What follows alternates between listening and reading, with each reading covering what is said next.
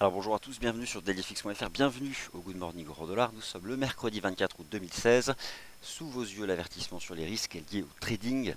A priori, le dollar US engage enfin un rebond, mais il va falloir le confirmer, hein, il n'y a pas encore de signal technique de trading, mais toujours ce support. Et enfin, le scénario que j'envisageais sur l'euro dollar, qui se produit, le fameux pullback que j'attendais en direction des 1,1250. Ça a été laborieux, mais au final, l'euro-dollar n'a pas dépassé sa résistance comme nous l'avions envisagé dans notre recherche technique. Alors, aujourd'hui, sur l'agenda macroéconomique, concrètement, ce sont des statistiques américaines bon, importantes en ce qui concerne les stocks de pétrole. Sinon, vous avez quelques chiffres immobiliers. Voilà, je vous ai tout mis dans la section commentaires. Donc allez-y, mais gardez bien à l'esprit qu'au fond cette semaine le marché risque de rester assez attentif jusqu'au symposium de la Réserve fédérale. Alors bon, ça fait utiliser des termes comme ça peut vous donner l'impression que c'est un événement complètement majeur. C'est simplement le congrès annuel de la Réserve fédérale. Donc c'est pas une décision de taux d'intérêt, mais c'est le congrès annuel, voilà, où elle invite tout un tas d'acteurs économiques, discussion de 2 jours, mais elle va quand même livrer des informations sur ce qu'elle envisage de faire d'ici la fin d'année. Il reste 3 décisions de politique monétaire de la Fed d'ici la fin de l'année.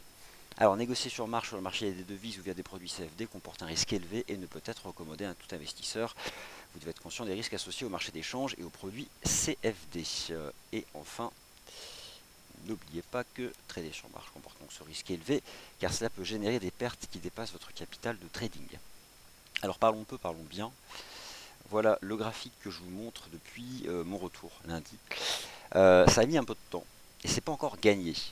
J'avais mis en évidence cette ligne de tendance haussière, vraiment du pur chartisme. Voilà, pour faire simple, c'est la base de l'analyse technique. Du pur chartisme, une ligne de tendance. Et j'envisageais un rebond. Alors, on a eu quelque chose lundi matin, puis une mèche haute, mais au final, on a toujours tenu le support. Reste que sur l'indice US Currency, US Dollar Currency Index, le DXY, il faut dépasser les 95 points pour vraiment pouvoir parler d'une phase haussière forte à venir sur le dollar américain.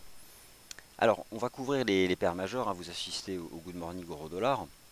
Je poste les questions, j'y répondrai après. L'eurodoll, depuis le début de la semaine, j'explique qu'il était dans un haut de canal haussier et donc que je n'envisageais pas de l'acheter. Éventuellement de le shorter, et encore, bon, j'avais pas de stratégie. Dans tous les cas, il n'y a pas de div, il n'y a rien de spécial, il y a juste une conso latérale qui prend la forme d'une espèce de drapeau. C'est pas très directionnel. Mais regardez le chandelier d'hier, c'est en l'état presque une étoile filante en terminologie japonaise. Donc voilà, après ce chandelier-là, moi j'envisage toujours qu'on glissote, qu'on revienne vers peut-être encore un 12,70, premier support. Bon, en tout cas, je ne suis pas à l'achat. Quant à vendre, il fallait vendre la résistance hier. Je ne sais pas si quelqu'un parmi vous a ce type de scénario, mais j'envisage qu'on retombe en fait dans la partie basse de la conso en attendant que les moyennes mobiles remontent. Alors hier, je vous ai montré ce graphique du dollar US. Et là, ça devient intéressant. Alors j'ai expliqué 2 choses. Vous avez ici toute l'avancée du dollar US depuis le 24 juin, post-Brexit, lorsque le marché s'est méfié des devises de l'Europe. Puis on a retracé 61,8. Et donc hier, j'ai expliqué qu'on pouvait envisager une stratégie d'achat en gérant son risque sous le ratio de retracement des 61,8. Reste qu'on a une compression de chartiste et qu'on n'en est pas encore sorti par le haut. Donc, qu'est-ce qu'il y a de nouveau depuis hier? Le dollar US tient ses supports, c'est un fait, mais ne casse pas encore de résistance pour envisager une avancée plus importante. Donc, attention. USD-CHF, je suis très satisfait.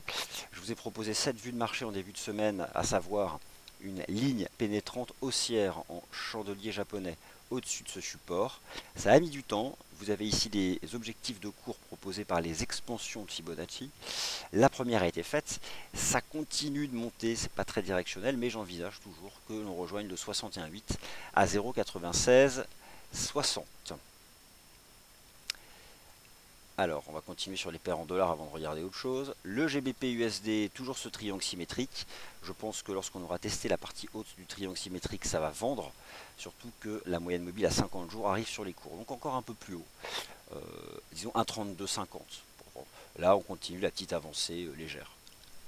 USD CAD, pareil, même topo. Toujours sous l'influence de cette structure en avalement haussier associant le chandelier japonais du 18 août et du 19 août, avec ici les extensions de Fibo. La première a été faite à 1,2965, c'est ce que je visais. Après, j'ai expliqué qu'on envisageait 1,30, pourquoi pas. Par contre, attention au prix du pétrole. Alors, je n'ai pas là de nouveaux objectifs de cours à vous proposer. NZD-USD, et c'est toujours pas fait. La fameuse résistance à 0,7340 n'est pas franchie tant que le marché n'enregistre pas une clôture journalière à 73,60. On ne peut pas envisager 0,75 ou 0,76 $. On est toujours dans le canal haussier, toujours soutenu par sa moyenne mobile à 20 jours, dans cette compression. Est-ce qu'on peut payer le bas de canal? Je dis oui, tant qu'il est tenu et renforcé par sa moyenne mobile à 20 jours. Le taux de change AUD-USD ne m'intéresse pas du tout.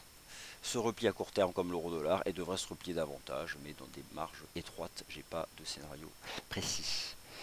Le taux de change USD-Yen. J'ai écrit hier un article sur le site expliquant que le niveau des 100 yens avait une importance forte, que le marché commençait à enregistrer des divergences haussières, mais que la tendance, vous la connaissez par cœur, elle est complètement baissière. Il y a, selon le Speculative Sentiment Index de FXCM, pas loin de 80% d'acheteurs. On n'est pas dans une situation comparable à l'époque avec l'euro CHF et à 1,20. Mais on a comme un peg implicite. On sait que la BOJ défend les 100 yens. Elle ne veut pas que l'USD Yen passe en dessous. Pour autant, acheter les 100 yens sur l'USD Yen, c'est risqué. Du fait que si elle cesse de le soutenir, ce seuil, ça peut décrocher.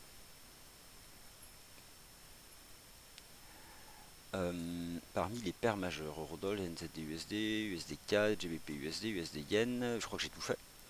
Euro-GBP, je reste haussier, comme d'habitude, pour viser 0,88. Par contre, la conso se poursuit. Alors, par contre, on va être transparent, je m'intéressais à la moyenne mobile à 20 jours, ainsi qu'au support des 50 sur le RSI journalier de l'euro-GBP. On s'en approche. On s'en approche. Je vais juste ajuster quelque chose. Je vais voir qu'il n'y a pas un canal haussier où on aurait tapé la partie haute. Non, il n'y a pas du tout ce type d'approche. Est-ce qu'on peut revenir tout de suite long? Alors, je suis un peu gêné dans le sens où le marché quand même peut peut-être rejoindre ces trendlines, mais là on commence à être tout en bas. Écoutez, mettez-vous en H4, surveillez la moindre divergence. Pour l'instant, il n'y en a pas. Mais bon, écoutez, j'ai expliqué moi que la moyenne mobile à 20 jours m'intéressait. Donc je vais aller au bout de la conviction. Elle n'est pas encore testée. Donc sur votre graphique de l'euro GBP, vous pouvez la positionner sur la Trading Station MVA, euro/GBP, close, 20 sur votre horizon de temps journalier. Pourquoi pas, pour un rebond. Donc ce qui compte aujourd'hui beaucoup, c'est ça. Le dollar américain. Ça fait 3 jours qu'il est sur support, tant l'US Dollar Currency Index que l'US Dollar Index de FXCM. Ça tient, l'euro-dollar n'a pas franchi sa résistance. J'envisage toujours qu'on aille tester un 12,70, voire un 12,50. C'est laborieux, mais au final, le marché s'y dirige step by step. Mais c'est très très long. Donc, plus qu'un scénario euro-dollar, pourquoi pas envisager une stratégie sur cet US Dollar Index. C'est le CFD qui est sous vos yeux. C'est ce que je vous ai proposé hier lorsqu'on était pile poil sur ce support. Le marché a gagné une quarantaine de points. Maintenant, il va falloir dépasser cette ligne chartiste qui peut délimiter la partie haute d'une structure de compression de creux en biseau descendant. Alors, à surveiller. La gestion du risque, là, elle est limpide. En tout cas, l'analyse technique vous donne une gestion du risque financier claire. Un ratio de retracement. Vous prenez le point bas du dollar US le 24 juin post-Brexit et son point haut du 27 juillet. Vous retracez 61,8, c'est la gestion du risque.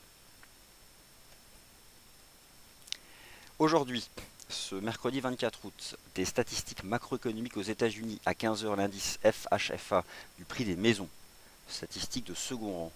16 h, les ventes de logements existants. Alors existant, ça veut dire quoi? On parle de l'immobilier résidentiel ancien. Vous avez l'habitude de ça, hein, le neuf, l'ancien. Voilà, là il s'agit des chiffres dans l'ancien. Et surtout, aujourd'hui, pour le marché des changes, pour le prix du pétrole et pour le secteur pétrolier en bourse, la publication à 16h30 des stocks de brut aux États-Unis et des stocks d'essence. Et justement, ces matières premières, eh ben, on les évoquera largement à 10h30 dans le Commodities Market Report, le point de marché dédié aux matières premières.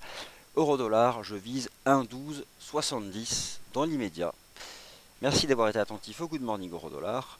Bonne matinée à tous. Vous retrouvez Sylvain à 9h15 pour le rendez-vous des scalpers.